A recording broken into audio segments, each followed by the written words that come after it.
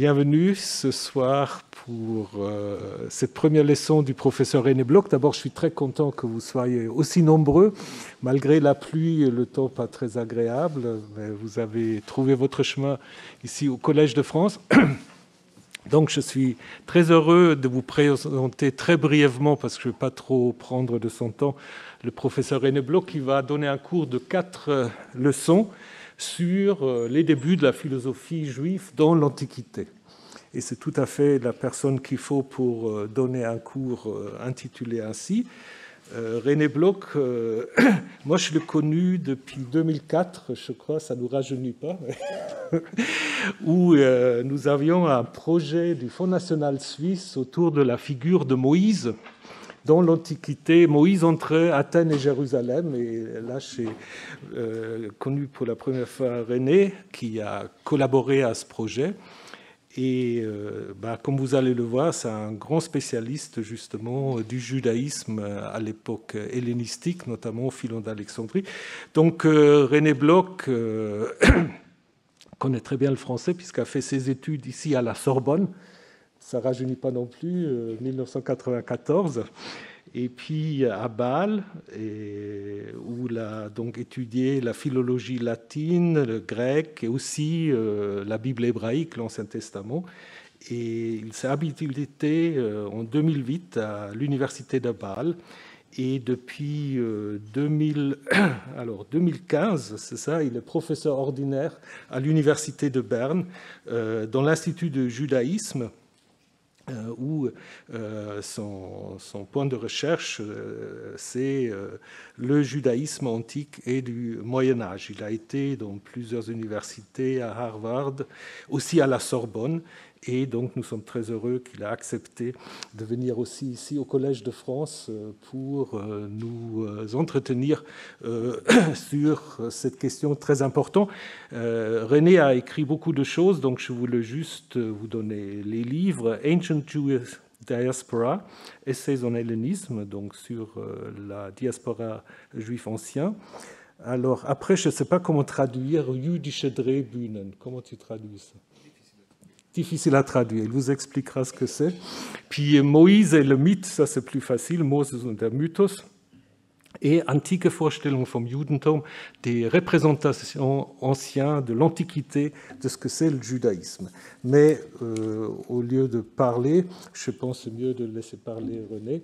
Et voilà, si on a le temps, on peut prendre 2-3 questions à la fin, on verra comment les choses se passent.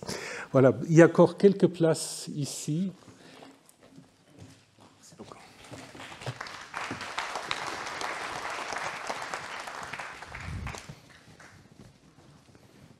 Merci beaucoup, cher Thomas, pour cette très gentille introduction et pour m'avoir invité au Collège de France à donner une série de 4 conférences sur les débuts de la philosophie juive dans l'Antiquité. Je me sens honoré et je me réjouis de pouvoir m'adresser à vous. Soyez les bienvenus à ma première conférence qui portera justement sur la Torah et le cosmopolitisme. Sujet vaste. Premier chapitre, le filon innovateur de Harry Austin Wolfson. En 1947, Harry Austin Wolfson, alors professeur de littérature hébraïque et de philosophie à l'université de Harvard, publie une grande étude sur le philosophe et théologien judéo-hellénistique Philon d'Alexandrie. Cet impressionnant ouvrage, articulant 2 volumes d'1 millier de pages, constitue jusqu'à aujourd'hui la plus grande monographie sur Philon d'Alexandrie. Le titre principal, d'allure modeste, Philo, est enrichi par son sous-titre révélateur qui en éclaire la portée. Foundations of Religious Philosophy in Judaism, Christianity and Islam, soit les fondements de la philosophie religieuse dans le judaïsme, le christianisme et l'islam. La thèse de Wolfson dans cet ouvrage est aussi simple qu'ambitieuse. Philon, qui a vécu approximativement de 20 avant Jésus-Christ à 50 après Jésus-Christ, n'était pas seulement un exégète et un philosophe lu et partagé avec enthousiasme par les premiers chrétiens, il était aussi, d'après Wolfson, l'inaugurateur d'une période fondamentalement nouvelle dans l'histoire de la philosophie. Pour Wolfson, Philon représente le paradigme de ce qui allait devenir le philosophe synthétique médiéval. Influencé par les philosophes païens, mais essentiellement différent d'eux, Philon incarne pour Wolfson un nouveau type de philosophie. En effet, pour le professeur d'Harvard, la philosophie synthétique médiévale, inventée et introduite par Philon, combine deux alternatives qui restaient auparavant séparées, l'écriture et la philosophie. Les adeptes de cette nouvelle philosophie croient, et je cite Wolfson en français, en une source infaillible de vérité qui est la révélation, et cette révélation est incarnée par l'écriture, qu'il s'agisse de l'Ancien Testament, du Nouveau Testament ou du Coran. Cette nouvelle combinaison de l'écriture et de la philosophie n'est bien entendu pas égalitaire. La philosophie reste la servante du texte sacré, the servant of Scripture. Cependant, il n'en demeure pas moins qu'une combinaison nouvelle fait son apparition. Wolfson n'hésite pas de parler dans ce cas d'une révolution philonienne, a Philonic revolution. Avec Philon, la philosophie et la théologie ne sont plus deux entités séparées, mais forment une entité. Pour Harry Wolfson, il s'agit d'une révolution qui aurait duré tout au long du Moyen-Âge et n'aurait pris fin qu'au XVIIe siècle avec la révolte d'un autre philosophe juif, Benedictus de Spinoza, philosophe néerlandais que Wolfson avait déjà abordé dans une monographe en 1934, publiée en français en 1999, sous le titre « La philosophie de Spinoza ».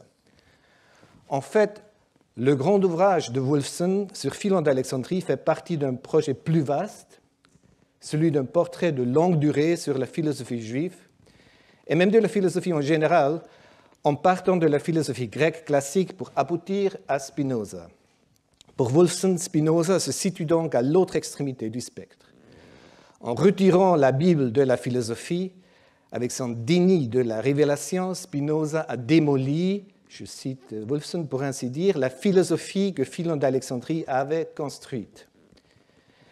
Wolfson a construit un argument puissant contre Hegel, d'ailleurs, qui subordonnait les philosophes juifs et musulmans aux philosophes chrétiens, afin de prouver que Philon n'était en aucun cas un juif isolé, sans conséquence pour l'histoire ultérieure de la philosophie. Selon Wolfson, Philon était novateur, cohérent et surtout influent. Wolfson décrit son projet comme suit. Philon sortira de notre étude comme un philosophe à part entière, a philosopher in the grand manner, et non comme un simple amateur de philosophie. Il avait en effet une puissance intellectuelle qui lui permettait de rejeter les théories d'autres philosophes et de s'engager dans une voie nouvelle et inconnue jusqu'alors. Il faut lui reconnaître le mérite de l'originalité, credit for originality, dans tous les problèmes qu'il a traités, car dans cette série particulière de problèmes, il est à l'origine de tous les concepts fondamentaux qui ont continué à être discutés par la suite tout au long de l'histoire de la philosophie. Wolfson a voulu ramener Philon à la vie et a lancé une gigantesque opération de résurrection. Il a affirmé publiquement la grande importance d'un philosophe juif qui, jusque-là, avait souvent été négligé. Afin d'éclairer l'entreprise monumentale de ce professeur de littérature hébraïque et de philosophie, une esquisse biographique s'impose. Harry Austrian Wolfson est né en 1887 à Ostrin, en Lituanie, et décédé en 1974 à Cambridge, dans le Massachusetts. Jeune homme, il étudie le Talmud à la célèbre yeshiva de Slobodka, en Lituanie. En 1903, il émigre avec sa famille aux États-Unis. Il s'inscrit à l'université de Harvard, où il obtient son doctorat en 1915, avec une thèse sur le philosophe juif médiéval Chastai Crescas. Wolfson commence à enseigner à Harvard, où il devient en 1925 le premier professeur de littérature hébraïque et de philosophie juive. Il est en fait le premier à occuper un poste de professeur entièrement consacré aux études juives aux États-Unis. Et Wolfson restera à Harvard toute sa vie. En fait, il restera dans la bibliothèque de Harvard toute sa vie. Né dans une famille d'hébraïsants et de sionistes, il est actif pendant ses études à la yeshiva de Slobodka dans le mouvement sioniste local et devient rédacteur en chef d'une revue hébraïque, Hazman. En fait, Wolfson a conservé tout au long de sa vie un profond attachement à la langue hébraïque. En 1959, dans une lettre adressée à David Ben-Gurion, Wolfson qualifie la langue hébraïque de symbole de la singularité extérieure d'Israël et de sa vitalité intérieure. Fait remarquable, Wolfson ne s'est jamais rendu en Israël, un peu comme Moïse. On va parler de Moïse bientôt. En 1926, il a même refusé une offre de poste permanent à l'Université hébraïque de Jérusalem. Il y a quelques années, pendant un séjour scientifique à l'Université de Harvard, j'ai eu l'occasion de consulter dans les archives de l'université les lettres qui avaient été envoyées à Harry Wolfson lors de la publication de son grand ouvrage sur Philon en 1947. Il s'agissait d'une centaine de lettres dont j'ai récemment publié certaines dans la Harvard Theological Review. Les grands spécialistes de Philon et de l'ancien judaïsme d'alors avaient écrit à Wolfson après avoir reçu une copie gratuite du livre que Wolfson avait d'ailleurs propagé d'une manière presque prosélyte. On retrouve parmi ces spécialistes Irving Goodenough de la Yale University, qui interprétait Philon comme un mystique et vers qui nous reviendrons le 5 février dans ma conférence sur le mysticisme et les rêves. Isaac Heinemann de Jérusalem, pour qui Philon était un érudit juif hellénistique pratiquement indépendant du développement rabbinique. Gershom Scholem, le grand spécialiste de la Kabbale, lui aussi de Jérusalem. Elias Pickerman de la Columbia University, historien plutôt que philosophe, qui ne cache pas son désintérêt principal pour Philon, et beaucoup d'autres. Mis à part ces spécialistes de Philon et de l'ancien judaïsme, il se trouve de nombreuses lettres et notes de la part de lecteurs juifs, surtout des États-Unis, louant Wolfson pour son interprétation nouvelle de Philon. Léo Schwartz, qui devrait un jour écrire une biographie, peut-être plutôt une hagiographie, de Wolfson et qui était son étudiant, lui écrivit « Comme dans vos précédents volumes, vous avez donné à la philosophie juive une demeure et un nom. Des rabbins de communautés réformées en particulier approuvèrent avec enthousiasme le retour de Philon au judaïsme. Vous avez fait de Philon un vrai juif, écrivit le rabbin Félix Lévy, rabbin réformé de Chicago. Ralph Marcus, ami proche de Wolfson et lui-même grand spécialiste de Flavius Joseph, parla d'une réhabilitation de Philon. Les réactions de certains chercheurs qui écrivirent à Wolfson en hébreu furent particulièrement enthousiastes. Shalom Spiegel, professeur de littérature hébraïque médiévale au Jewish Theological Seminary à New York et auteur du livre Hebrew Reborn, transmit à Wolfson qu'il avait reçu les volumes le soir de Yom Kippour et n'avait pas pu s'arrêter de les lire. Wolfson, écrivit Spiegel, est le rédempteur, le Goël de Philon, qu'il a rendu à son peuple, who returned him to his people. Et à l'héritage de ses ancêtres, il a également ramené à l'importance qu'il mérite compte tenu de son influence dans l'histoire de la philosophie. Chaim Czernowitz, un sioniste fervent qui, comme Wolfson, avait d'abord été formé dans une yeshiva lituanienne avant de devenir professeur de Talmud et de littérature rabbinique au Jewish Institute of Religion à New York, utilisant un langage très similaire. Czernowitz dit être reconnaissant à Wolfson parce qu'il avait, je le cite, restauré l'ancienne gloire juive que les Goïm avaient enlevée à Philon et à son nom. Czernowitz partageait le point de vue de Wolfson sur les parallèles rabbiniques chez Philon. Il devait y avoir un échange entre Alexandrie et le mouvement rabbinique.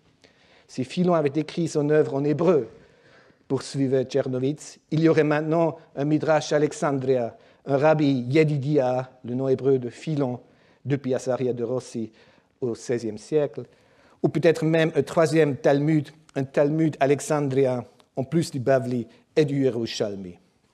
Cependant, Philon n'a pas mérité cela, continua Czernowitz, parce que Philon avait péché en écrivant pas ses traités en hébreu. Et Wolfson aussi aurait dû écrire son livre en hébreu et pas en anglais, ajouta Czernowitz. Pour ces érudits juifs, plus que la thèse principale de Wolfson, Philon comme prédécesseur de la pensée médiévale, c'est le fait que Wolfson ait restauré le judaïsme de Philon en tant que philosophe qui est important. Wolfson a ramené Philon à la maison. En fait, si Wolfson voulait présenter Philon comme un révolutionnaire, pour beaucoup de ses lecteurs juifs, c'est tout d'abord lui, Wolfson, qui fut révolutionnaire. Selon Wolfson, le judaïsme alexandrin et le judaïsme rabbinique n'étaient en aucun cas deux mondes séparés. Au contraire, la communauté juive alexandrine approuvait l'élément dominant venu de la Judée et qui a finalement donné naissance au pharisaïsme.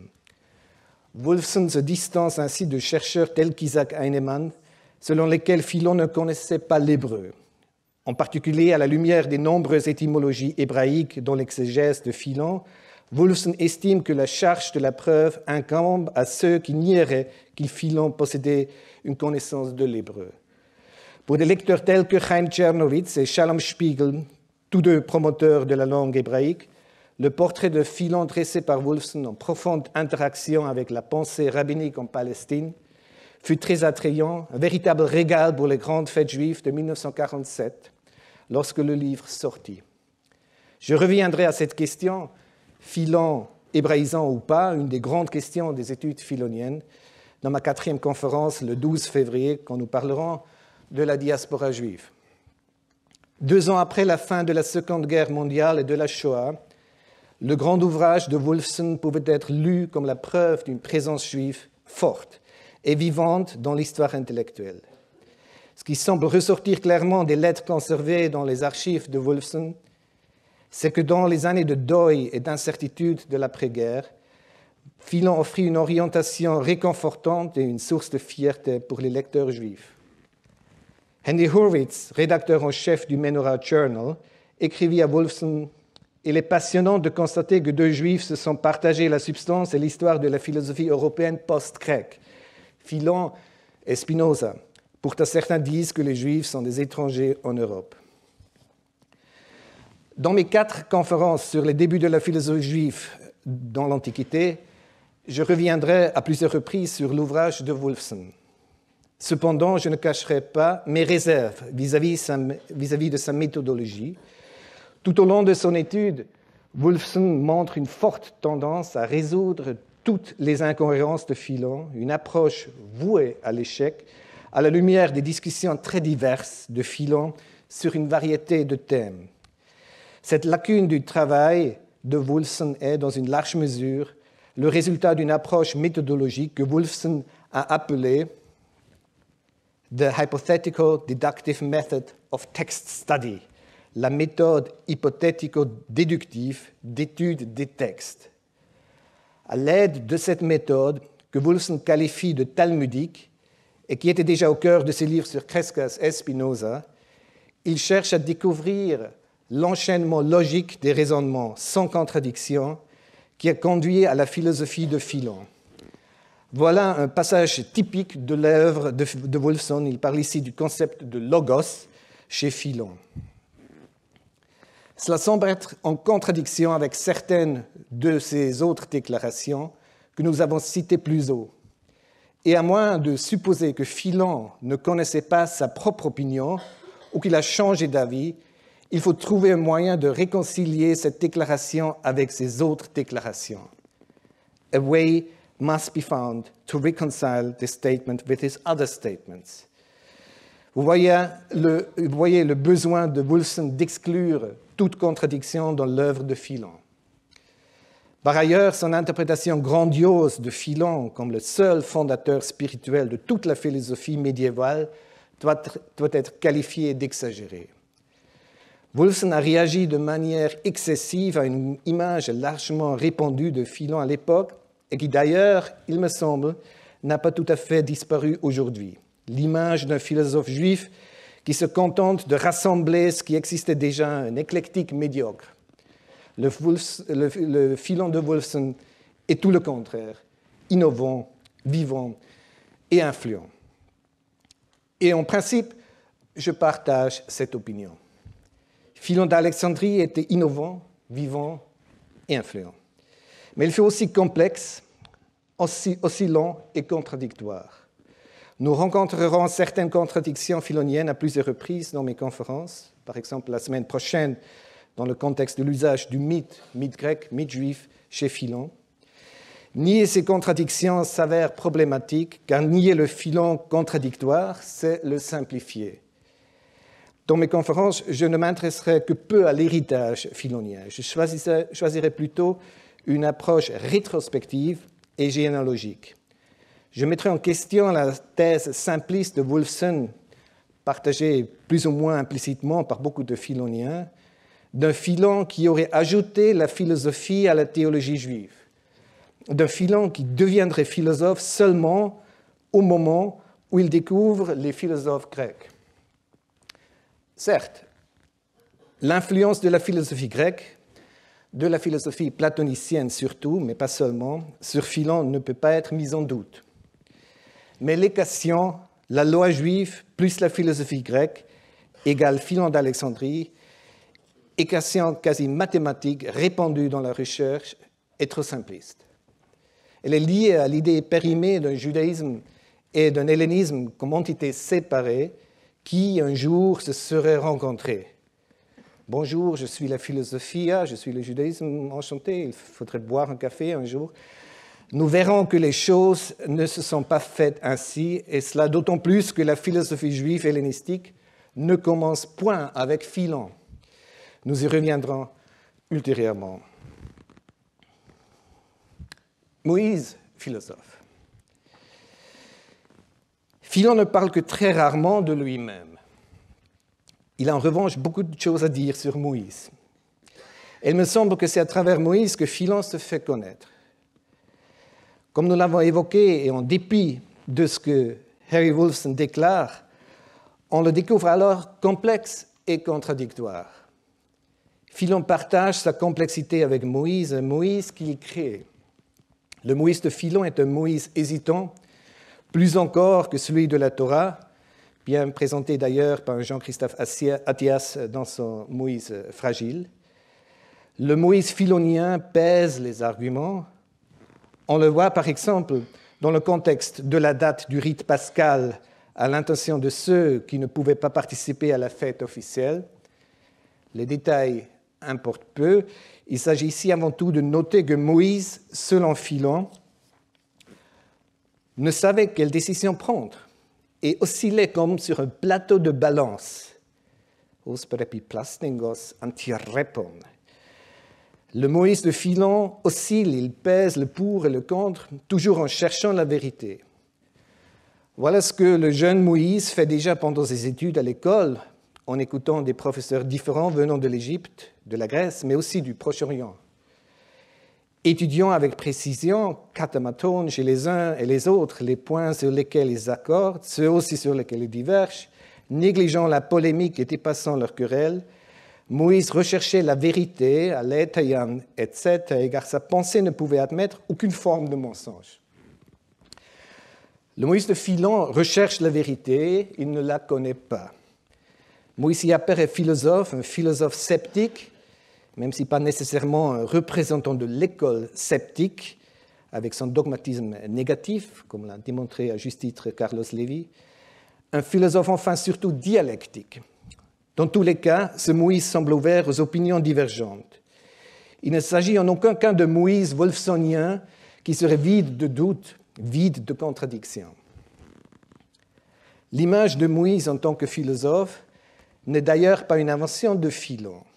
Elle remonte à des auteurs juifs hellénistiques antérieurs, tels que Pseudo-Eupolème, Artapan et Aristobule. Dès le IIe siècle avant Jésus-Christ, dans la littérature juive hellénistique, circule l'opinion que Moïse est le premier sage, voire l'inventeur de la philosophie tout court. Artapan, cet auteur judo-hellénistique fascinant et énigmatique, dans un catalogue des inventions mosaïques, qui d'ailleurs rappelle une liste d'inventions liées à Prométhée, conclut la liste des innovations de Moïse avec celle de la philosophie. Vous voyez le passage. Une fois adulte, Moïse transmit aux hommes beaucoup de connaissances utiles. Il inventa en effet des bateaux, des machines à placer les pierres, les armes égyptiennes, les instruments hydrauliques et guerriers et la philosophie. Probablement à la même époque, au IIe siècle avant Jésus-Christ, Aristobule, dont nous ne possédons que quelques fragments, établit un lien entre les philosophes grecs Pythagore, Socrate et Platon d'un côté et Moïse de l'autre. À l'époque de Philon, au 1er siècle après, le lien entre Moïse et la philosophie était donc déjà une sorte de cliché. Néanmoins, chez Philon, le philosophe Moïse est une figure plus complexe que dans ses textes antérieurs. Selon Philon, Moïse n'a pas inventé la philosophie, contrairement à ce qu'affirme Artapan. Il est vrai que Philon lui aussi souligne parfois l'ancienneté et l'originalité de la philosophie juive. Il nous dit par exemple que l'affirmation philosophique selon laquelle la vertu est égale au bonheur n'est pas une invention de la philosophie païenne, mais de Moïse. De la même façon, les philosophes grecs Héraclite et Zénon n'ont pas créé d'idées nouvelles, mais d'après Philon ont simplement utilisé, vous voyez les passages ici, les anciennes découvertes de Moïse ou la source de la loi juive. Pourtant, Philon ne revendique nulle part l'originalité absolue de la philosophie juive. Au contraire, il est tout à fait conscient de ce qu'il doit à ses prédécesseurs philosophiques, en particulier à Platon. Philon poursuit la même dialectique que son Moïse. On peut aussi bien dire que Philon crée un Moïse qui, dans sa recherche de la vraie voie, dans sa recherche de la vérité, suit la même dialectique que lui. L'Alexandrin aborde les différentes opinions des écoles philosophiques de son temps, mais aussi la philosophie qui est déjà inhérente à la tradition juive. Le judaïsme n'est pas seulement une religion, et Philon n'est pas simplement un homme religieux. Et il va sans dire que la philosophie grecque n'est pas exempte de religion. Philon parle donc à travers son Moïse. Il profite du vieux cliché de Moïse comme philosophe et projette son propre programme philosophique sur ce personnage. Sa biographie sur Moïse, son traité de Vita Moses, est un texte clé pour comprendre ce projet. Je cite ici les paragraphes 211 et 212 du deuxième livre où il parle du sabbat comme un jour idéal pour la philosophie. Pour cette raison, Moïse, grand en toutes choses, estima que ceux qui étaient inscrits sur la liste de citoyens et qui suivaient les lois de la nature devaient célébrer une fête solennelle, passer le temps dans les réjouissances, s'abstenir des travaux et des activités tournées vers le profit, ainsi que des affaires destinées à nous faire vivre, qu'ils devaient s'accorder un temps de relâche et se libérer de tout souci ennuyeux et fatigant. Mais il ne s'agissait pas de se délasser comme certains par des éclats de rire, des amusements puérils, des exhibitions de mimes ou de danseurs devant lesquels les gens fous de spectacle. Ici, on rencontre d'ailleurs pour la première fois dans la littérature grecque le verbe théatromaneo, théatromanie, être fou du théâtre, dégénèrent et meurent lentement, transformant en esclaves leur âme, reine naturelle, par les sens les plus dominateurs, la vue et l'ouïe, le délassement ne devant venir que de la philosophie. Non pas celle que pratiquent les chasse-mots et les sophistes, qui vendent comme on fait pour quelques autres denrées sur l'agora, leur principe et leur raisonnement, gens qui ne rougissent pas, aux terres, au soleil, d'employer continuellement la philosophie contre la philosophie. Non, il s'agit de la vraie philosophie tissée de 3 éléments, délibération, raisonnement, action, unis harmonieusement en une seule forme pour l'acquisition de la jouissance et la jouissance de la félicité. L'enseignement de Moïse, nous dit Philon, représente donc la vraie philosophie, to anti-philosophein. C'est une philosophie qui se compose des 3 éléments intention ou délibération, la traduction d'Arnaldet pour bouloïma, raisonnement, logos, et action, praxis, éléments qui conduisent à une vie heureuse, eudaimonia, le but de la philosophie philonienne, mais quasiment de toute la philosophie grecque. Pour cette forme de philosophie, écrit Philon, le sabbat est particulièrement adapté. Le sabbat est ici une idée philosophique. C'est dans ce sens que Moïse enseignait la philosophie le jour du sabbat. Car c'était la coutume tous les jours suivant les occasions et spécialement le 7e jour, comme je l'ai indiqué plus haut, de s'adonner à la philosophie, le chef du peuple expliquant et enseignant ce qu'il faut faire et dire, les autres faisant des progrès en vertu et se perfectionnant dans leur caractère et dans la vie. Philon reconnaît la continuité de cette tradition chez les Juifs de son temps. C'est de là que vient l'habitude, encore aujourd'hui pour les Juifs, de s'adonner à la philosophie de leur père, ten patrion philosophian, le 7e jour, et de consacrer ce moment à la connaissance et à la contemplation des choses de la nature. À la lecture de cet extrait, il convient de se demander ce qu'est la philosophie de leur père, la patrios philosophia. Pour Philon, c'est tout d'abord la Torah, ce qu'il appelle honomos, la loi juive.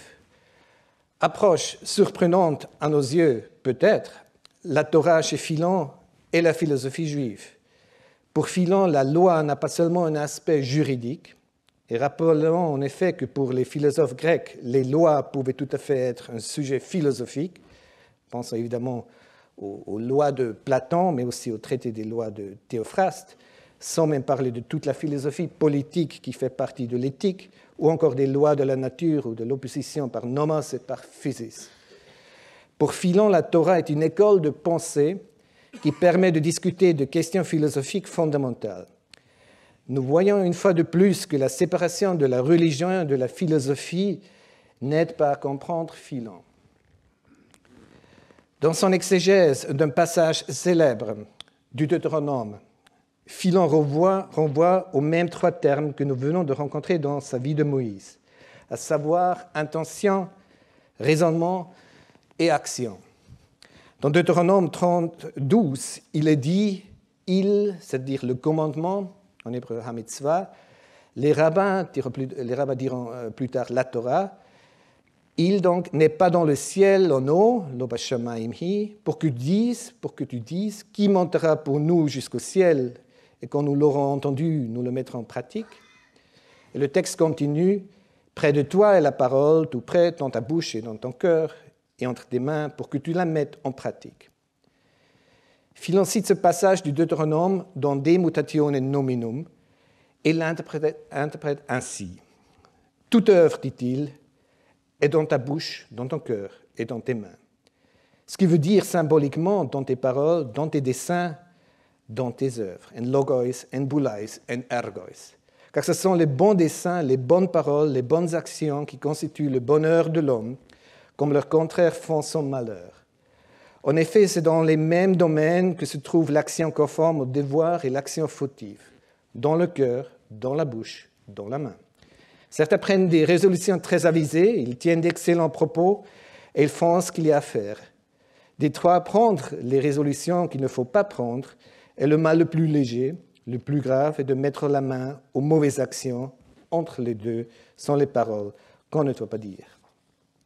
Le point de départ de cette discussion dans le De Mutatione Nominum, le traité de Philon, est une exégèse sur la loi décrite dans le Lévitique 5, réglant les offrandes.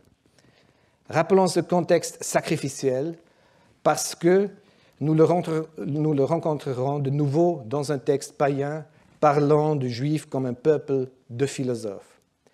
D'après ce passage du Lévitique, il existe 3 possibilités pour se repentir. Par l'offrande de bétail, d'oiseaux ou de blanche farine. Sur quoi Philon s'interroge. Mais enfin, pourquoi cette purification par 3 procédés? Voilà qui mérite d'être recherché. Peut-être que les fautes et les devoirs se trouvent répartis en 3 domaines, la pensée, les paroles, les actions. C'est pour cela que Moïse, donnant un enseignement même dans ses exhortations, dit que l'acquisition du bien n'est pas impossible et n'est pas non plus une capture difficile. Voilà donc encore une fois cette approche tripartite que nous avons rencontrée dans la vie de Moïse comme explication d'une philosophie de nos pères, patrios philosophia. Le vocabulaire est pratiquement identique, pensée, parole, action. Philon revient à cette anthropologie philosophique, pour reprendre un terme de Michael Cover, dans son commentaire tout récent sur le traité de De Mutatione Nominum, pas moins de 7 fois dans son œuvre, dans son commentaire allégorique, ainsi que dans les traités appelés philosophiques et dans la soi-disant Expositio Moses. Le passage du Deutéronome 30, 14, près de toi est la parole, tout près, dans ta bouche et dans ton cœur et entre tes mains pour que tu la mettes en pratique, est évidemment important pour le philosophe judéo-hellénistique. C'est un passage aussi cher aux rabbins. Pour les rabbins, le fait que la Torah n'est pas, ou plutôt n'est plus au ciel, lo bashamayim hi, est une invitation à discuter ouvertement de la loi juive. Au fond, pour Philon, c'est pareil. La Torah, la loi, est aussi un rappel à penser librement, pour autant que cela se fait de manière structurée, intention, raison, action.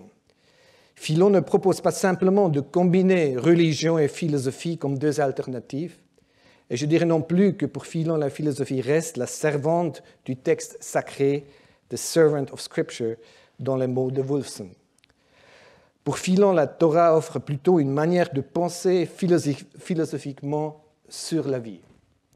Nous verrons ultérieurement que déjà au IIIe siècle, des auteurs païens et des prédécesseurs juifs de Philon du IIe siècle, avant Jésus-Christ, parlaient de la loi juive d'une manière tout à fait similaire. Moïse cosmopolite. Le Moïse philonien n'est pas seulement philosophe, il est aussi cosmopolite, littéralement donc citoyen du monde. En anglais et en français, on trouve le terme cosmopolite à partir du XVIe siècle, en allemand sous le nom de cosmopolite, à partir du XVIIe siècle et surtout à partir du XVIIIe siècle. Mais le terme cosmopolite remonte à l'Antiquité grecque. Les dictionnaires renvoient tous au philosophe Diogène de Sinope, le fameux philosophe du tonneau qui aurait dit à Alexandre le Grand de s'enlever de son soleil. En effet, lorsqu'on demanda un jour à Diogène d'où il venait, il aurait répondu qu'il était un citoyen du monde, cosmopolites. Cependant, l'œuvre de Diogène, qui vécut entre le 5e et le 4e siècle avant Jésus-Christ, n'a pas été conservée. On n'en connaît que des légendes datant de bien plus tard, surtout de son homonyme, Diogène Laërce, qui écrivit 5 siècles environ après Diogène de Sinope. C'est selon ce passage tardif que le philosophe aurait répondu être un cosmopolite. Il n'est pas exclu que cette citation tardive soit correcte. Cependant, la référence la plus ancienne du terme cosmopolite se trouve ailleurs. C'est dans la littérature juive hellénistique que le terme cosmopolite apparaît pour la première fois chez Philon d'Alexandrie. Le terme y fait son apparition 9 fois au total. Les premiers cosmopolites de la littérature mondiale se nomment Adam et Moïse. Pour Adam, c'était facile, il était seul. Dans sa biographie de Moïse, Philon écrit « Il, Moïse, est le seul de tous ceux qui ait jamais gouverné, qui n'ait amassé ni or ni argent, qui n'ait pas levé d'impôts et qui n'ait pas possédé ni maison, ni domaine, ni troupeau, ni personnel domestique, ni revenu, ni rien de ce qui fait la magnificence et le luxe superflu. Et pourtant, il pouvait tout avoir en abondance.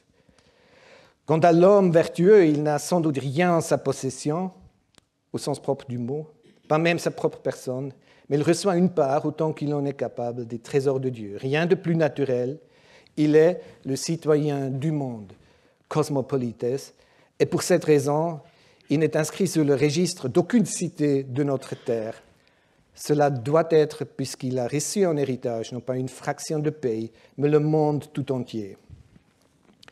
Dans un autre traité, le De Confusione Linguarum, Philon décrit Moïse comme quelqu'un qui s'est établi dans le monde entier, comme dans sa ville et sa patrie, parce qu'il est devenu citoyen du monde.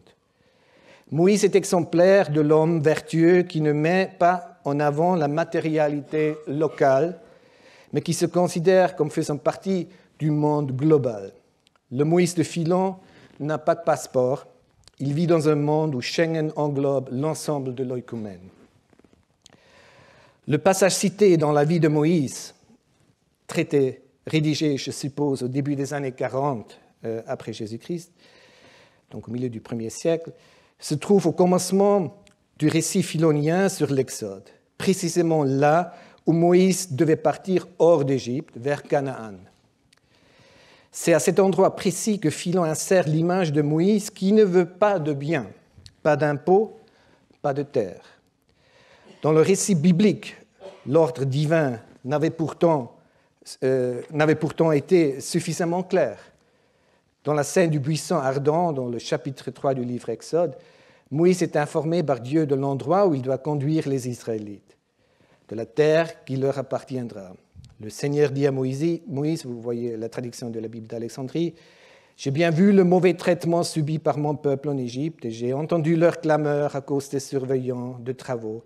Je connais en effet leurs souffrances et je suis descendu pour les enlever de la main des Égyptiens et les faire sortir de ce pays-là et les mener dans un pays beau et vaste, un pays ruisselant de lait et de miel, dans le lieu des Cananéens, des Héthiens, des Amoriens, des Phéréziens, des Gergésiens, des Éviens et des Jébusiens. » C'est le billet que Moïse reçoit de Dieu dans la scène du buisson ardent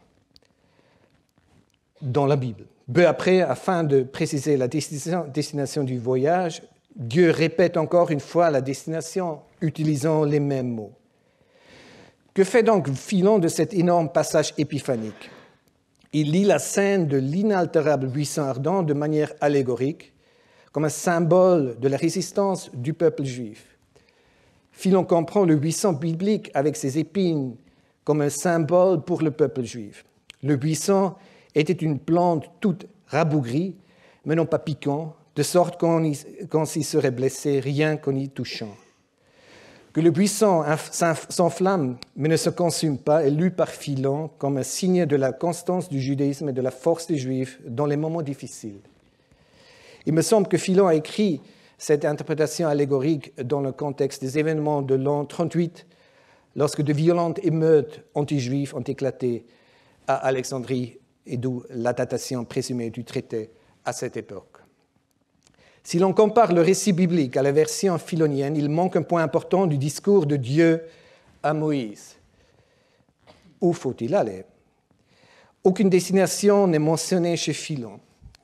Certes, chez Philon aussi, Dieu dit à Moïse qu'il serait le chef d'une émigration, une apoikia, une fondation de colonie hors d'Égypte. Mais chez le philosophe alexandrin, Dieu oublie de dire où Moïse doit conduire les Juifs. Dans sa vie de Moïse, Philon ne mentionne que très tard la destination de l'Exode et de manière anecdotique. Il ne s'y intéresse pas vraiment. Et ce Moïse non plus. Le Moïse de Philon ne lutte pas non plus contre l'interdiction divine à son encontre de voir le pays promis, alors que dans le Midrash, Moïse presse Dieu de lui laisser la vie sauve, si ce n'est pas lui, alors qui d'autre? Le Moïse philonien, lui, est emporté par Dieu dans le ciel, dans le cosmos. Le Moïse biblique a une tombe dont personne ne connaît l'emplacement. Le Moïse cosmopolite de Philon n'a pas de tombe locale. Sa tombe est le cosmos. Il reste cosmopolite jusque dans sa mort.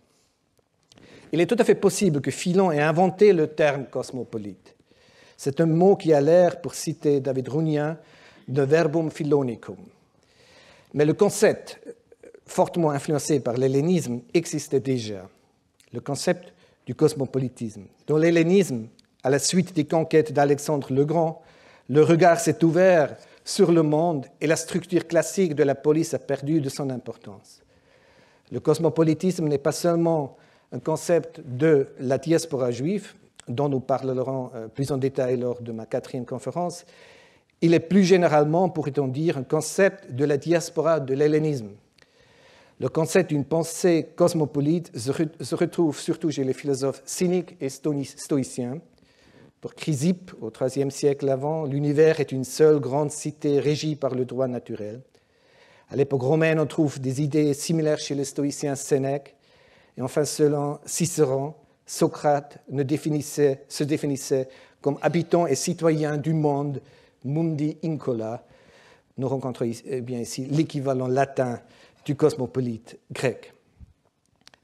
D'ailleurs, il se pourrait qu'existe une représentation antique de la scène biblique du buisson d'épines. Il y a 10 ans, Hélène Cuvigny a publié une interprétation surprenante et, à mon avis, convaincante d'un ostracan à peine connu auparavant. Ce tesson avait déjà été trouvé en 2002 en Égypte et a pu être daté d'environ 100 après Jésus-Christ grâce aux circonstances de la découverte. Hélène Cuvigny a émis l'hypothèse que l'homme barbu, qui à première vue semble nous saluer de la main gauche lors de sa promenade matinale, pourrait être Moïse. Le bâton que Moïse tient dans sa main droite ne semble être que partiellement un bâton, il s'agirait plutôt d'un bâton qui devient ou serait devenu un serpent. Selon Cuvigny, il s'agit d'une illustration du miracle du serpent que Dieu montra à Moïse lors de son épiphanie au buisson. Sur le dessin, l'homme semble reculer devant le bâton qui se transforme en serpent. Ce serait donc le moment d'Exode 4.3, Kai effigen Moses ab autou en grec, Vayanos Moshe mipanav en hébreu, et Moïse s'enfuit devant elle, qui serait montrée ici. Il faut sans doute laisser ouverte la question de savoir si ce personnage à la barbe proéminente, qui rappelle un peu Theodor Herzl, peut vraiment être Moïse. Quoi qu'on en pense, il demeure possible qu'il s'agisse effectivement de cette scène biblique du buisson qui devient chez Philon d'Alexandrie le début d'un voyage cosmopolite. Le concept hellénistique du cosmopolite est lié à l'idée d'une loi de la nature, nomos physios, qui règle la vie pour tout le monde. Or, c'est un concept qui se heurte régulièrement à ses limites, et il en va de même pour Philon. Revenons brièvement au passage dans la vie de Moïse, où Philon parle de la loi du repos sabbatique. Philon nous raconte que Moïse estima que les citoyens qui suivaient les lois de la nature devaient célébrer le sabbat et s'abstenir des travaux. Il parle ici évidemment des Juifs. En gardant les lois du sabbat, ils suivraient ainsi la loi de la nature, une loi pour tout le monde. Comment comprendre cette mise sur un pied d'égalité de la loi juive et de la loi de la nature?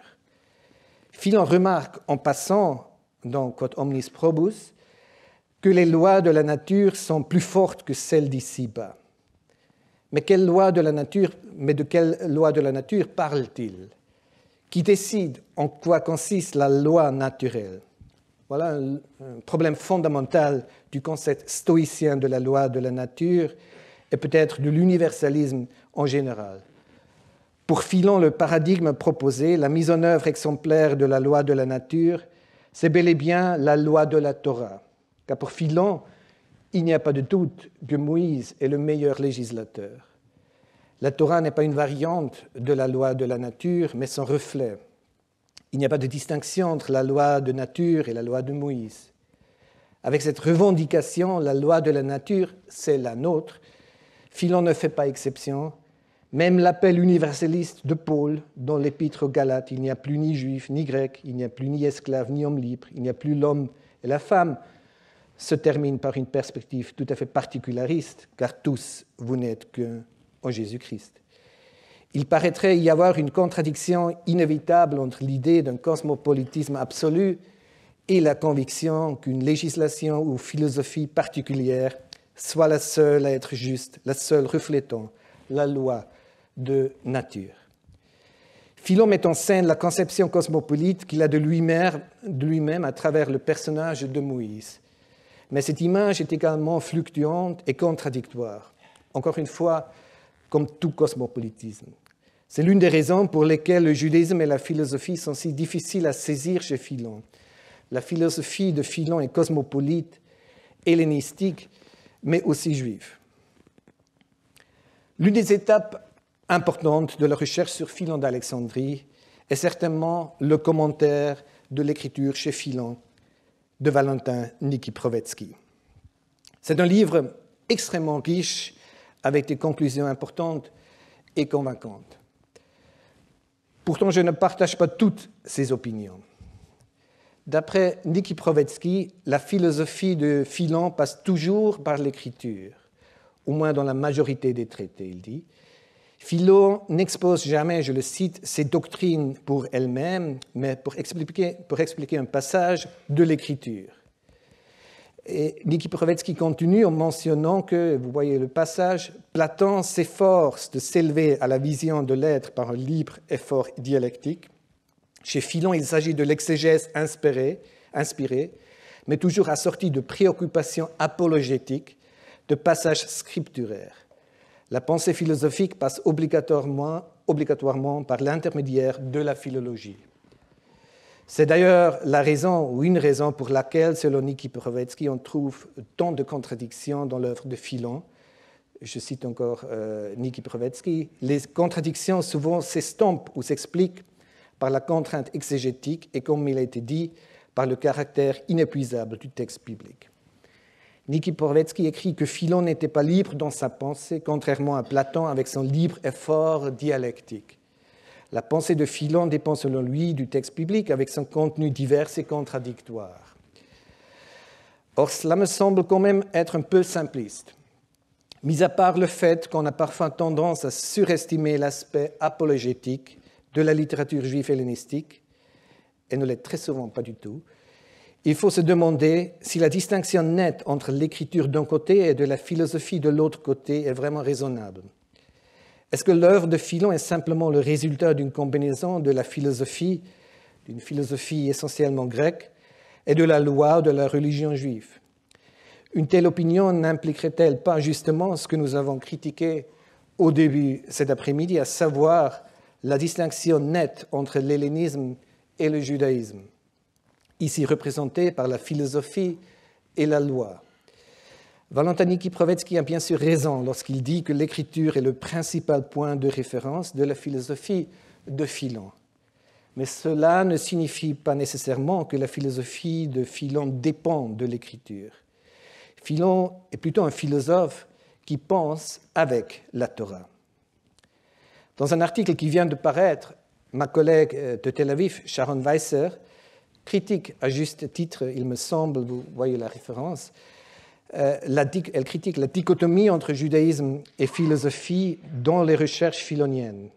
Elle remet en outre en question la tendance de la recherche à considérer Philon en premier lieu comme un juif et en second lieu seulement comme un philosophe. Quatrième et dernier chapitre, les Juifs comme philosophes, opinion païenne.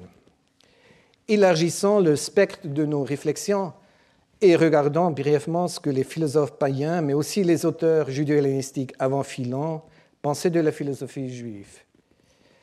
L'histoire de l'ethnographie grecque sur le judaïsme commence avec une observation tout à fait surprenante. Les Juifs, découverts tardivement au IIIe siècle par les Grecs à la suite des conquêtes d'Alexandre le Grand, sont un peuple de philosophes. Le premier auteur grec à le dire est Théophraste.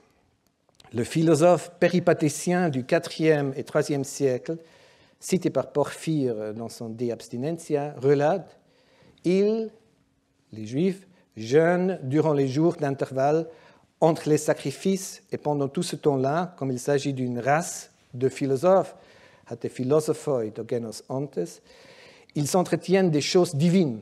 Et la nuit, ils se consacrent à la contemplation des astres en les observant et en s'adressant à Dieu par leurs prières. » Dans ce passage, Théophraste met en opposition l'approche grecque du sacrifice, qui serait uniquement motivée par la jouissance, les animaux sont mangés, et le sacrifice dans la pensée juive. Au cœur du rituel juif, en dehors du sacrifice, se trouvaient des discussions théologiques et philosophiques. S'agit-il d'une interpretatio greca, une interprétation grecque du sacrifice des Juifs? Peut-être, mais pas seulement. On retrouvera le langage philosophique de Théophraste plus tard chez Philon, justement. L'homme devient philosophe en regardant le ciel, et le rite du sacrifice invite à des discussions philosophiques, comme on l'a vu dans la discussion de Philon sur Deutéronome 30:12. Toute œuvre est dans ta bouche, dans ton cœur et dans tes mains. Le passage de Théophraste n'est pas sans valeur pour l'histoire de la philosophie juive de l'Antiquité. Et n'est pas isolé non plus. Cléarque, un autre disciple d'Aristote et contemporain de Théophraste, parle lui aussi de juifs comme de philosophes. C'est Flavius Joseph qui le cite. Cet homme, donc, était de race juive et originaire de Syrie. Cette race descend des philosophes indiens. On appelle, dit-on, les philosophes kalanoi dans l'Inde et juifs en Syrie, du nom de leur résidence, car le lieu qu'ils habitent se nomme la Judée. Le nom de leur ville est tout à fait bizarre, il s'appelle Jérusalem. Il ressort clairement de cette formulation que pour les Grecs, les lieux de Judée et de Jérusalem commencent seulement alors à être connus. D'après le rapport de Cléarque, c'est d'ailleurs Aristote qui serait en train de décrire la rencontre avec un homme juif. Peu importe les détails, notons seulement que comme chez Théophraste, ici aussi les Juifs de la Syrie, sont mises en relation avec la philosophie. À Théophraste et Cléarque, il faudrait encore ajouter l'historien Mégasthène, qui en environ 300 avant Jésus-Christ écrit une histoire sur l'Inde et qui lui aussi parle de philosophes qu'on appellerait juifs. Tous ces passages hellénistiques parlant de juifs en tant que philosophes le font d'un point de vue grec et sont tous difficiles à contextualiser à cause de nos connaissances très fragmentaires de ces auteurs. Quoi qu'il en soit, il ne faut pas attendre très longtemps pour voir apparaître les premiers textes juifs traitant de questions philosophiques. C'est dans la lettre d'Aristée du IIe siècle avant que nous trouvons une discussion de ce qu'est la philosophie. La lettre d'Aristée, exemple de pseudépigraphie juive, est un document fondamental de l'hellénisme juif. La lettre fournit le mythe fondateur de l'origine de la traduction grecque de la Bible hébraïque. Le sujet de la philosophie est présent dès le début de la lettre. Dans son rapport au roi Ptolémée de la bibliothèque, le bibliothécaire Démétrios, un bibliothécaire comme on peut en rêver, écrit « Outre quelques autres, les livres de la loi des Juifs nous manquent, car ils se lisent en caractères et prononciation hébraïques, ont été écrits avec assez de négligence et d'inexactitude au dire des hommes compétents. Il leur a manqué une sollicitude royale. Or, il faut que ces livres aussi, tu les aies dans un texte correct, car cette loi est pleine de sagesse, philosophoteran, et très pure, puisqu'elle est divine. » Le bibliothécaire décrit la loi juive comme philosophotera, comme très philosophique. André Pelletier traduit un peu librement par pleine de sagesse. Pour l'auteur juif de la lettre d'Aristée, la Torah est évidemment un texte philosophique. Cela transparaît tout au long du texte. Les lois alimentaires publiques, par exemple, reçoivent ici une explication philosophique. Tout ce qui regarde l'usage à nous permis de ces objets du bétail, c'est par symbolisme qu'il, le législateur, donc Moïse, nous l'a fixé. Ainsi, avoir le pied fourchu et garder les cornes du sabot représente la pratique de réserver chacune de nos actions pour le bien. Les pieds fourchus, élément fondamental de la cacheroute, symbolisent la nécessité de distinguer, en grec diastellein, ce qui est bien pour nous et ce qui ne l'est pas. Avec cette discussion philosophique dans la lettre d'Aristée, nous ne sommes pas loin des observations sur les philosophes juifs de Théophraste ou de l'anthropologie philosophique de Philon. Quand le roi Ptoléméen demande à un des traducteurs juifs venus de Jérusalem en quoi consiste la philosophie, celui, donc un des traducteurs juifs, répond donc, en quoi consiste la philosophie, ti esti philosophia, à raisonner, dialogitsestai, correctement sur chacun des événements qui arrivent, déclare-t-il, et au lieu de se laisser emporter par ses impulsions, à considérer les dommages qui résultent des passions et accomplir comme il faut le devoir du moment en restant dans la mesure. Pour obtenir ce talent, il faut prier Dieu. On pourrait dire que ce que nous retrouvons ici, c'est l'adaptation judéo-hellénique de la philosophie grecque. Et ce ne serait pas faux de le dire. Mais encore une fois, il serait simpliste de comprendre la philosophie juive de l'Antiquité uniquement comme une adaptation de la philosophie grecque à la loi juive. Dès le début de la littérature juive hellénistique, on retrouve des discours philosophiques authentiques, plutôt qu'apologétiques, un discours juif intégré dans la pensée grecque. C'est avec Philon d'Alexandrie que l'histoire de la philosophie juive atteint un premier point culminant. Fort de ce constat, au terme de notre première conférence, je partage l'avis de Harry Wolfson, avec qui nous avons commencé notre parcours aujourd'hui. Philon est un philosophe à part entière, a philosopher in the grand manner. La semaine prochaine, nous verrons de quelle façon Philon s'attaque aux défis mythologiques, comment il réagit aux mythes grecs, et même plus difficile, aux mythes juifs. Et nous rencontrerons un Philon plein de contradictions. Nous verrons que ces réponses s'inscrivent dans une tradition de la philosophie grecque du mythe, mais pas seulement. Grecs, juifs et romains partagent une approche similaire, cosmopolite on pourrait dire, au mythe et à la mythologie. Je vous remercie de votre attention et à la semaine prochaine.